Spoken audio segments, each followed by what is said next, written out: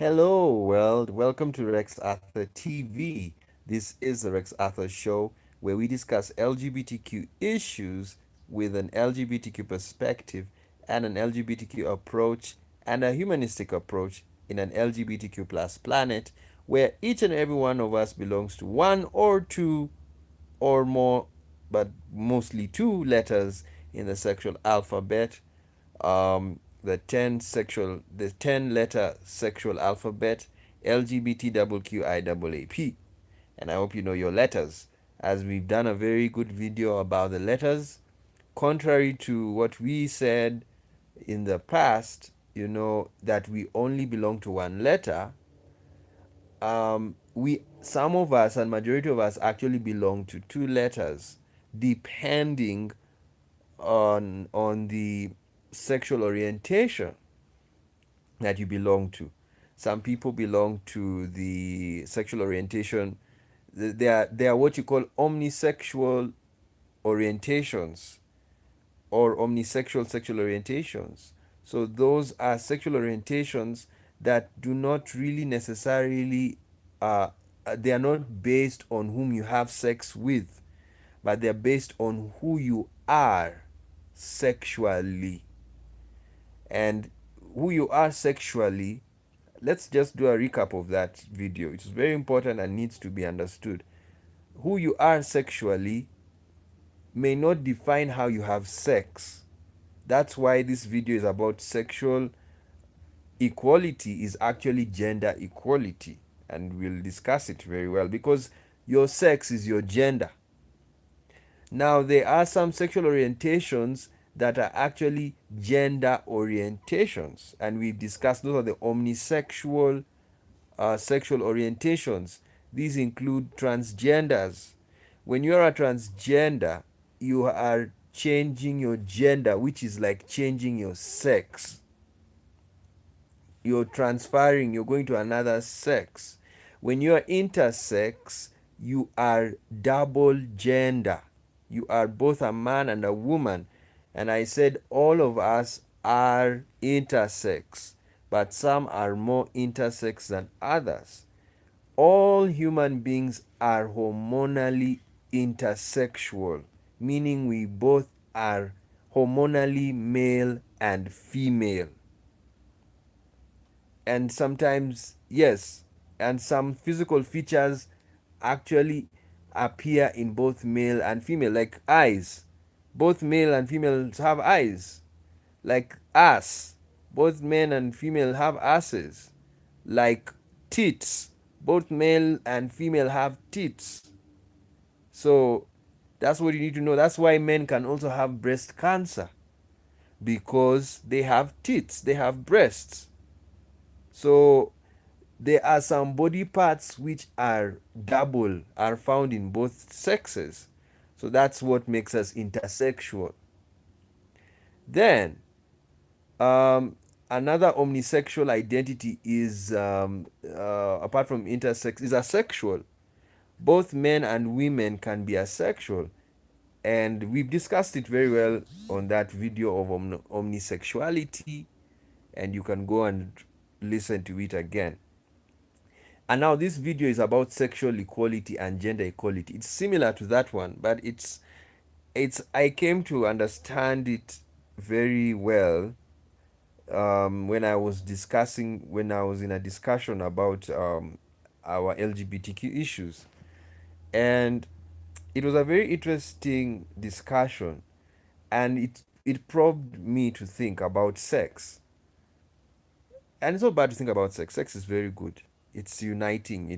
As I told you, we're even having sex now. You're listening to me. I'm penetrating you. At the same time, I'm also penetrating myself because I can hear what I'm saying. So it's also coming inside me.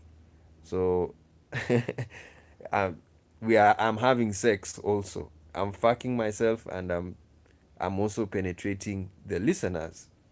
So um, I understood something about when I was listening to the discussion. I understood something, and or I was asking myself questions, and the thing I was learning was that when you have sex with anybody, that sex is defined according to the sex of that person you have had sex with.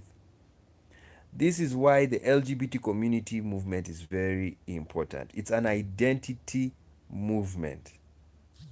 Why is it an identity movement? Because sex is an act that is an identity act. It is defined according to the person you are having sex with.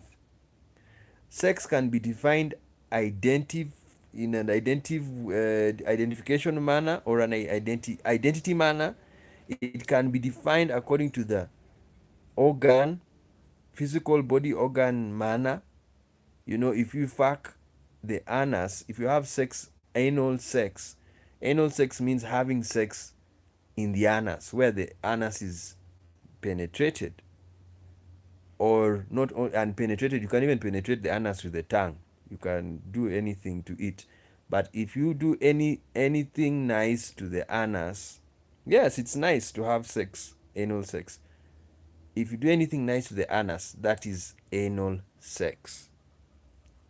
If you do anything nice to the vagina, that is vaginal sex.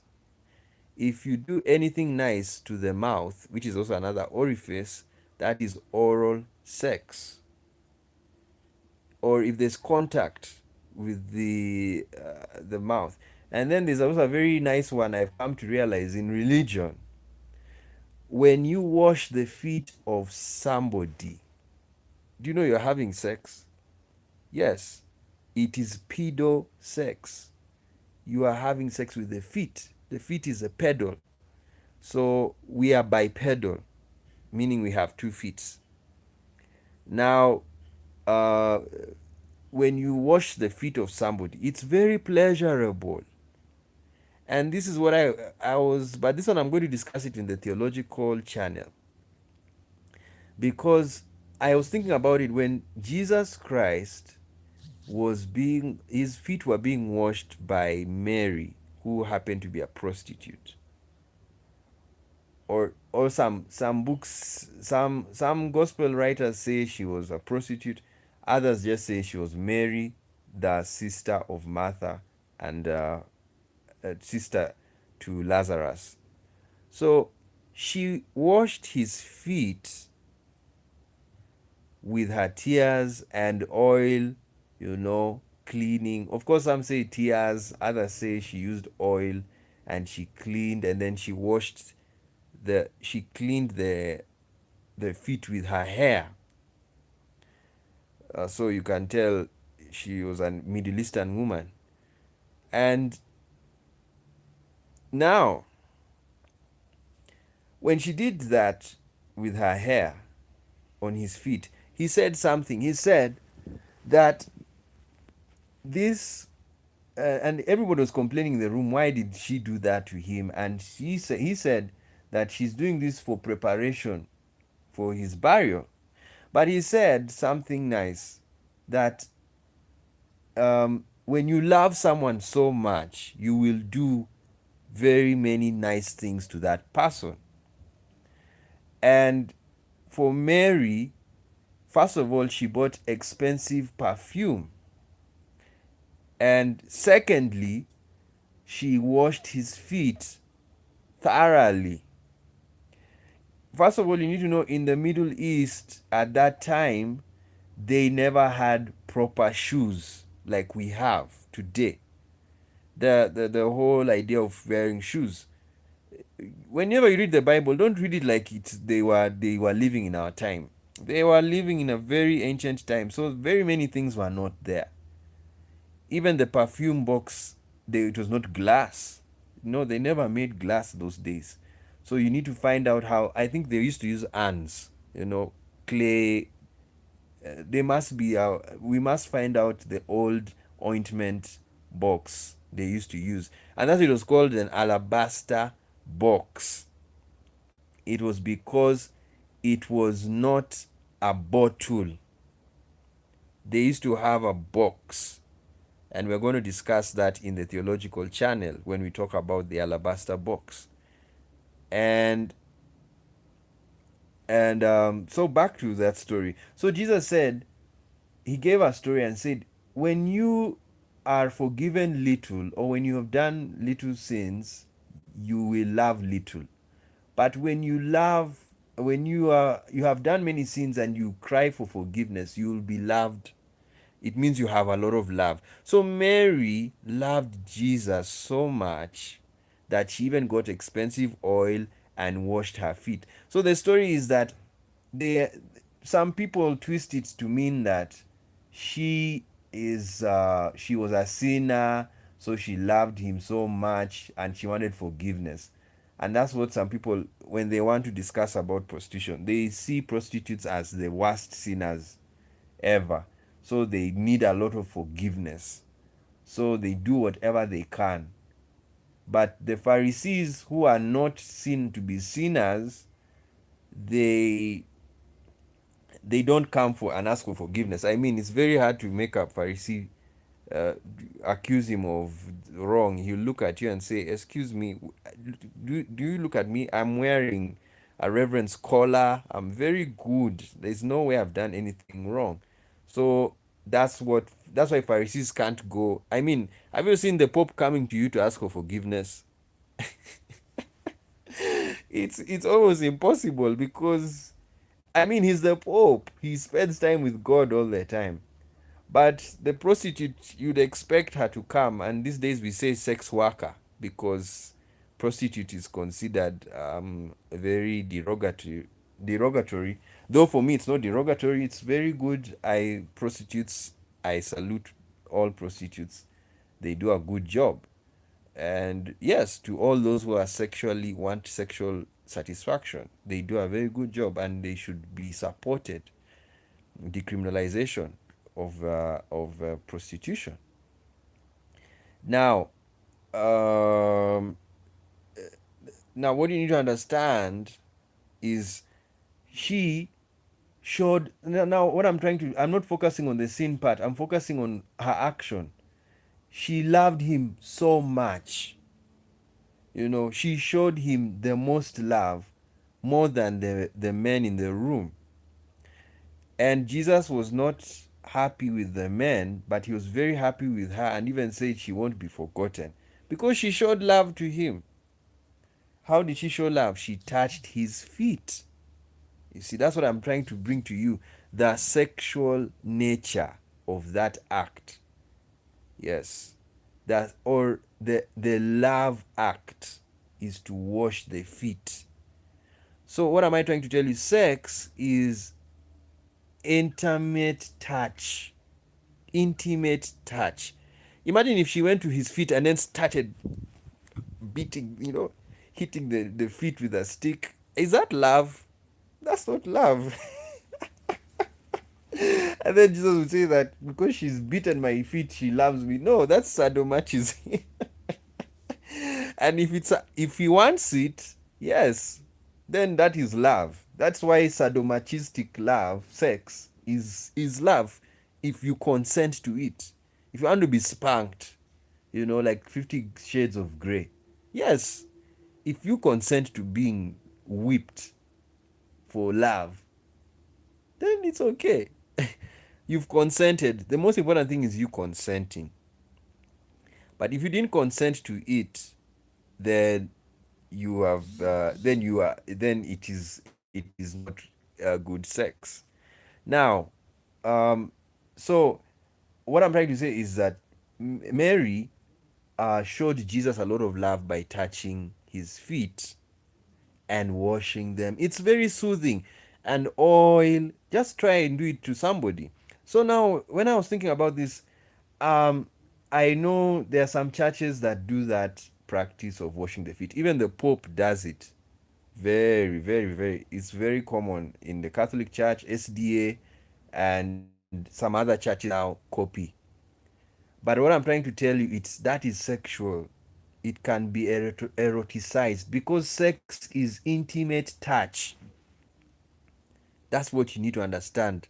Sex is intimate touch. Penetration is intimate touch. And that's why you can have sex even without penetration. Yes, because your skin is touching the skin of the other person. That's it. That's why you can have sex without touching.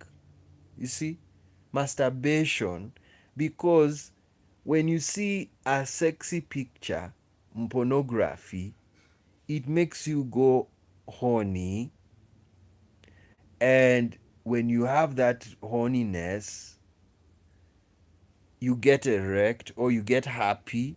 By the all of us erect, even women. It's their clitoris that erects. It's just that the clitoris is a sub penis, so it cannot release fluid. So what happens? You see, even when women are excited, they get wet. That wetness in men is the semen coming out of the penis. But because the clitoris is a sub penis, it has no hole to release those fluids. So the fluids now come out from the lips of the woman's private part. So all of us, that's why all of us masturbate, men or women. So there's nothing. I remember in America they wanted to punish men for masturbation in Texas, and I was like, what? How can you do that? Women masturbate too. So gender it was a very gender biased law. Yes, they were attacking men for masturbating, and yet women also masturbate and they also release fluids. It's just that men are not women. So the way women masturbate is not the way men masturbate, but they all masturbate. That's what people need to know. So, so what am I talking about? I'm talking about how you can even have sex washing the feet of somebody. And guess who else also washed feet apart from Mary? Jesus. And Jesus washed the feet of his disciples. You see, he loved them. And that's why very many people, theologians, they say Jesus was gay. Yes, in that sense he is gay because he touched men. Yes, as I've told you, it's very pleasurable for somebody to wash your feet. You feel so good. It's like a massage. And as I've told you, sex is intimate touch. Jesus had sex with his disciples that way. Yes, very gay. And why I'm using this, of course, I didn't want to make this a theological video. It's becoming like that, sadly. I do it in the queering science, theology, philosophy, spirituality. So I'll talk about this more there. But I want you to understand, in the scriptures, ancient scriptures, touching was sexual. So this is why when Jesus, even when he rose up from the dead, he told Mary, "Do not touch me. I have not yet gone to my Father." So she wanted to touch him. And he said, don't touch me. I haven't gone up. Because he was to go up to be glorified and then come back with the body that is glorified.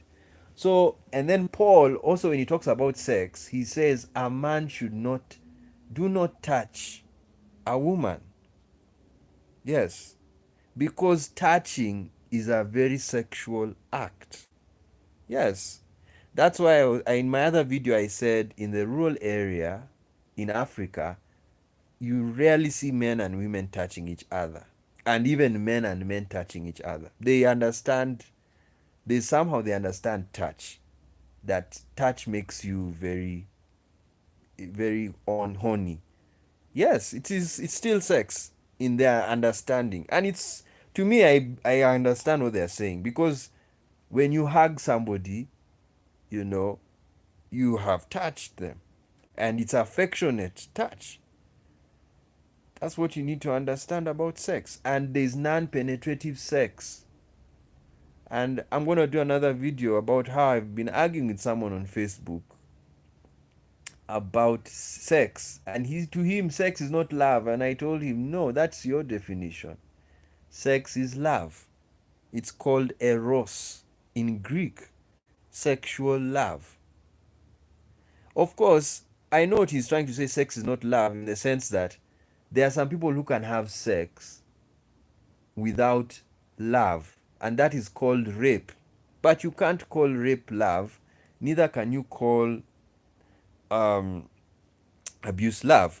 But you can still, sex is still part of love, because when you sit down together and you choose to have sex, you have engaged in erotic love.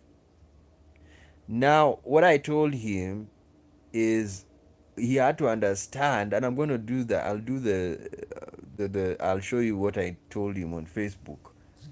And I told him that um, erotic love is the most shallow love because it is very external. It's not about having a long-term relationship. It's a very short-term relationship. When people talk about relationship, they think of years. That's wrong. You don't. We are always relating. Even for 5 minutes, you can have a relationship with someone. Yes, you're in the bus and you're seated next to somebody, you start talking. That's a relationship, and it lasted for 5 minutes. That was the end. You talked. That is the end. 5 minute relationship. So relationships begin from the first second of time. Yes, that's what you need to know. Then there are some relationships that last. The longest relationships I've had of are 70 years of marriage. Yes, that's the longest I've had. People, that's the longest relationship. And 70 years can be deduced into seconds. Because in 1 year, 1 day has how many seconds? Okay, let's start. 1 hour. How many hours does 1 hour have? 3,000, roughly 3,000 seconds. Because 1 minute is 60 seconds, 60 minutes is 1 hour, 60 times 60, that's 3,600. So roughly 3,000 seconds make an hour. How many hours are in a day? 24. So roughly 20 times 3,000, that gives you 60,000 seconds, roughly 60,000 a day. And how many days are in a year? That is 300, roughly. So 300 times 60,000, that will give you 1.8 million seconds, or 18 million seconds. So sorry, 60,000. Sorry, that one, I think there's some error there. 60,000 times 180,000, then you add 0, that is 1.8 million, and then you add another 0, that is, yes, 18 million seconds per year, roughly. Then you are married to someone for 50 years. 50 times 18 million seconds, that is 18 times 5, 90. That is roughly 18 million times 5, that's 90. Then you add the 0, that's 900 million seconds. 50 million, roughly. 50 years is roughly 900 million seconds. That is how long that relationship is. But you can have a relationship of 5 minutes, 5 times 60. 5 times 60, yes. 60 seconds. That's 300 seconds. So you can have a relationship of 300 seconds against a relationship of 900 million seconds. So I laugh at people who complain, are you in a relationship? I said, yes, people are in relationships. We are all in relationships. Everything we do in this life, we're in relationships. Even business, they are all relationships. All. They are all associations. It's what just varies is the time. Even when you work in an office, you know, it is a time relationship. That's why we have studied and told you about time is life. Yes, time is life. So some people live for long, others live for a very short time. Yes, meaning they live for a very short seconds. They have had, if you calculate their lifespan in seconds, they have less seconds than you who is still alive. So, um, that's what you need to know. And I was just telling this guy, you know what? You can have best. I think he was complaining, and I think his problem. I may not do it because I have not asked him for permission, so I will not post it. I won't do the video until he says I can discuss. Yes, let me be kind to him. Uh, because I'm beginning to understand his problem. His problem is he loves relational. He loves relational love, and according to the Greeks, that is a person who loves phileo love. That's friendly love, love that spends time. You're with a person, you talk, you go out. He's very much a romantic person. And I was telling him that erotic love is still love. Sex is love. Even though sex is part of love. I don't know how to put it. I want to put it in a different way. Yes, there are different types of love, and one of them is sexual love. But sex is not necessarily love, but there is sexual love. So that's what I was trying to tell him. I was telling him I'm not attacking him that sex is not that sex is love, because he was saying sex is not love. I was attacking him for saying that people who have sexual liaisons are not having love. That's what I was saying. He said, I told him no, because sex can be making love. There are different types of sex. That's what I was telling him. There is love, making love, which is sex. Then there is rape. Yes, non consensual sex. So there's consensual sex. Consensual sex is love. Yes. Non consensual sex is not love. So that's now what I am trying to bring that to him. That non consensual sex is not love, but it's still sex. But consensual sex is love. That's what I told him. I was telling him, I'm not really attacking you. I'm just trying to tell you that don't blanket sex and say having sex is not love. No, it is. Consensual sex is love. Non-consensual sex is not love. That's what I wanted him to say. And I think now I'll go back and give him that definition properly. You have to sometimes really calm the thoughts to get the right thing you're trying to say. So that's what I told him. And so this is why sex workers are very important, because they deal with the love sickness people have. When you want to have sex, it's good. You want to have it, I'm horny. Yes, a sex worker comes and says, oh, you're horny, I'm here. Let me solve it for you. You see, that's love.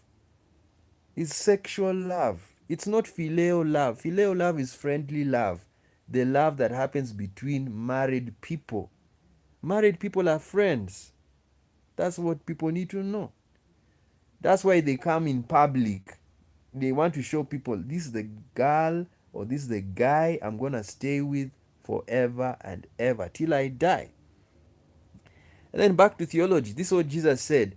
There is no greater love than this, than a man to give his life for a friend. So what does this mean? When a person dies for somebody or for his friends, he loves them. And Jesus was talking about his life. This is why I always tell people, Jesus did not only die for Christians, he died for everybody because everybody is his friend. That's what he said. There is no greater love than this, than a man to give his life for his friends. So he was telling his disciples in a very artistic way, you're my friends. And he was telling them, the world, they are my friends. I talk to them. I'm with them. So he died for them. Even the Pharisees were his friends. Do you know the other story? You see, the problem of the Bible is that you don't know who is telling the truth. Because in one person's book, the story of Mary happened in the house of Martha. But in another story, in another gospel, it happened in a Pharisee's house, and then Mary happened to come and was in that party. What I like about Jesus, he really loved having time eating. Yeah, it's good. It's very nice to have parties. They were very rich those days, it seems. So that's what happened. And then after that, the Mary. So some people say it was. So what am I trying to say? Jesus used to visit Pharisees. He was just what in Africa we call kimbelembele. He was a guy who just speaks anything. So even though he was friends with Pharisees, he used to tell them off. You know, but he was their friends. So Jesus even died for the Pharisees. That's why he forgave them at the cross. He forgave them because he knew. He was just looking at them and saying, I wish they knew I died for them. I'm dying for them right now, and they're just here abusing me. And there's nothing he could do because that was his job. He was to die for them. He was a sacrifice for everybody. People need to understand that's the love God showed the whole world. Everybody. Anyway, it's deep theology, won't go there. Let's get back to the video. Can you imagine? I know, I'm so sorry that had to happen. I had to talk about that. When you talk about topics, these topics, other topics come. Other topics come. Now, I wanted to major into sexual equality, and I said sexual equality is gender equality. On second thoughts, let's stop this video and we'll call it something else. Free